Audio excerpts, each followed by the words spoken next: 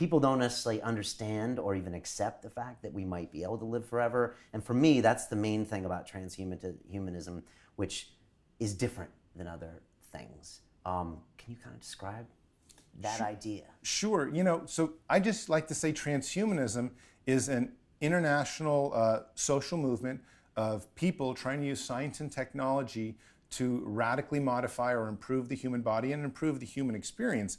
And that could range from anything from bionic hearts to artificial limbs to cranial implants to driverless cars.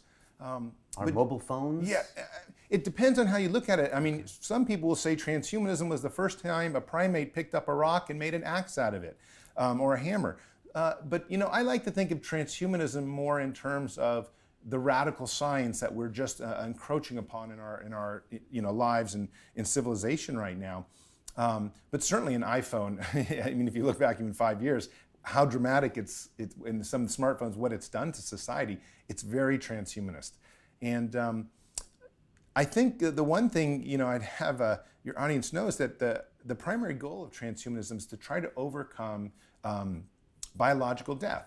And there's a number of methods to do that. You can do that through either, for example, 3D printing new organs, organ failure being one of the main reasons people die. You can change your genetic structure and try to make it so you can stop aging, or you can maybe even do, you know, pretty science fiction-y things like upload yourself into a machine. There's a number of methods that transhumanists are approaching this problem of death. But you know, they're all ways to try to essentially make it so that we don't have to die. Kind of going back to even my Vietnam experience, which is just everyone at some point, all transhumanists at some point have had a revelation saying, wow, life is so wonderful, or life is so important to me that I want to find a way to preserve that life. It freaks a lot of people out. I'm sure religious people come to you, all sorts of other spiritual people come to you. They say, you know, death is not the end. It's part of the process. You know, what do you say? Do you have arguments for all these different angles that hit you?